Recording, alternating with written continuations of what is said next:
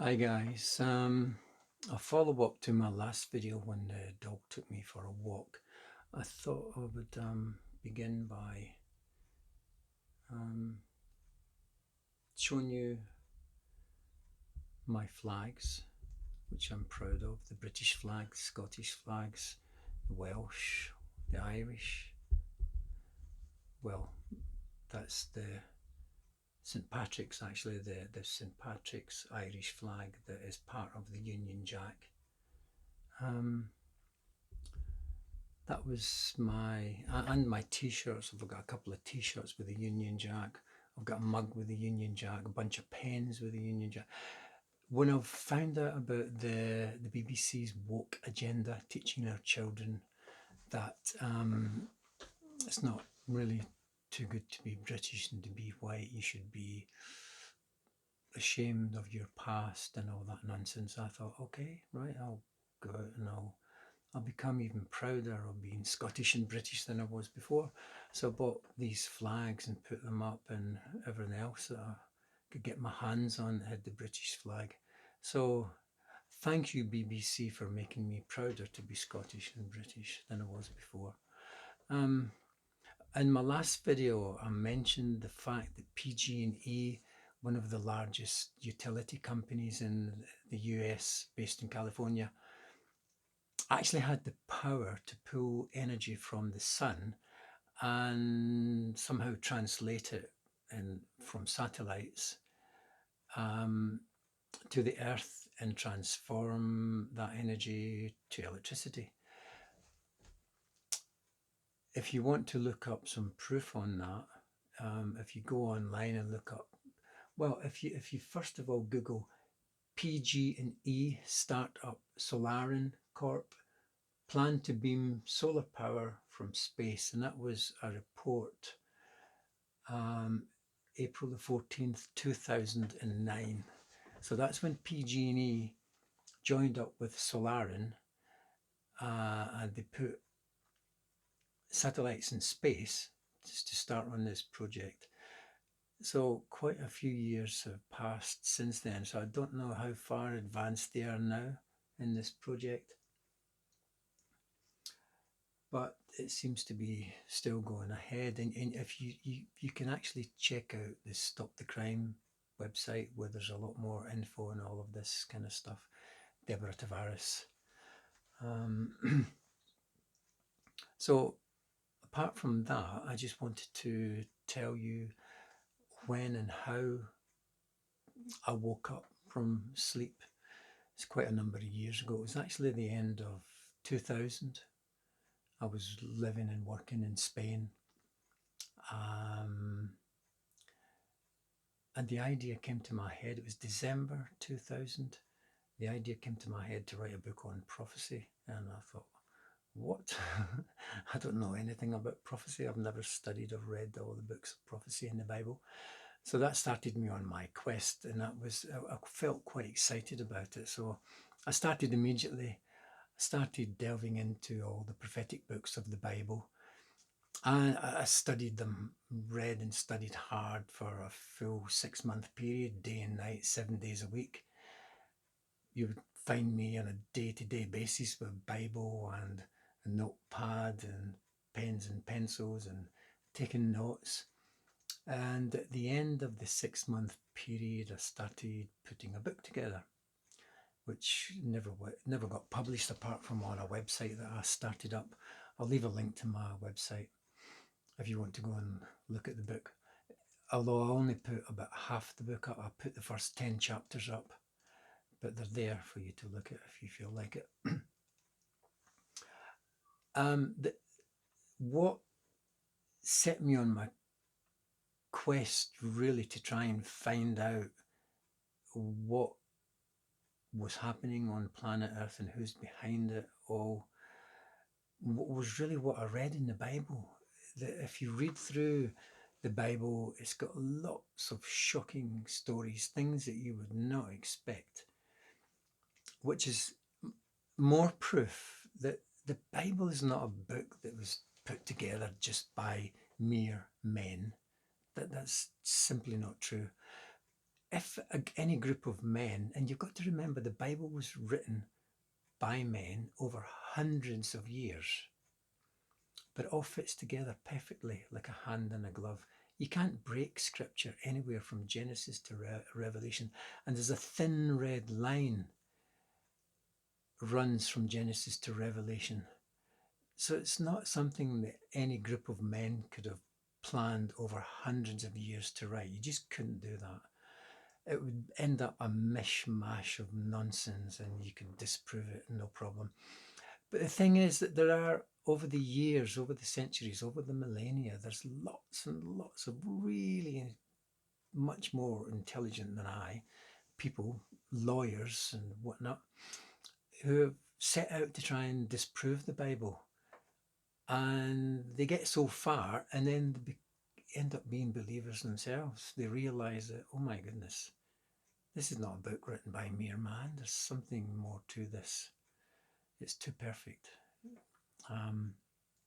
So if you try and disprove the Bible, many have went before you and failed dismally, and ended up actually believing in a creator God and realizing that the Bible is his word to mankind. So be warned. But it was reading through all the prophetic books of the Bible that shocked me. I thought, goodness me, could our kings and queens and governors and governments, could they really be so evil? I mean, the Bible lays it all out in black and white. It hits you straight in the face. God pulls no punches. He tells you straight what these people are, and they're not. He calls them evil. He talks about pedophilia. Everything you want to know is already, it's in the Bible. He's told us. And it was so shocking to me to read all these things in the Bible. That's what made me start going down the rabbit hole to find out, right, I want to find out if this is true, if our governors and governments and queens and kings, if they really are so evil. And of course, once you start going down that rabbit hole, it's never ending, and it leads you to another thing and another thing and another thing. And then you realize that, wow, we truly are ruled by evil people, evil men and women. And it's been the case for millennia. You get the odd good king or queen, or the odd good ruler, but mostly the opposite is the case. And you find that they end up money hungry or money greedy, bloodthirsty people who only care about themselves and their own families. They don't care about anyone else. And so that's why the world is as evil as it is. And it's not going to get any better with just man. You can see that the world has been getting more and more evil. There's more and more corruption being exposed constantly. So that's not going to stop anytime soon. So anyway, this book that I put together, The Best Laid Schemes of Mice and Men, Ordo ab Chaos, that's order out of chaos. That's the Illuminati family's motto. They're going to cause chaos and bring order out of it. So this is actually, it's quite a thick book. It's over 600 pages. But it actually, apart from my writing throughout it, it's a collection of stuff I came across that shows you, it talks about Disney, the evil Disney kingdom, and tons of stuff in it. And throughout it, I've quoted prophecies from the Bible. At the end of every chapter, in fact, I've put something from the Bible. The prophecies you should really look at, because God tells us what he's going to do. He tells us that he's going to get rid of all of that. And one day in the near future, he's going to do away with evil. It will be dealt with properly. And a new kingdom reign will be set up with his son in charge. And evil will be dealt a final death blow. So that's a good thing. Well, that's really all I wanted to tell you, really, a bit about me and how I awoke. It was at the end of the year 2000. It was during 2001, in fact, when I really woke up, both by studying the scriptures and then delving into world governments and the financial institutions and etc. etc.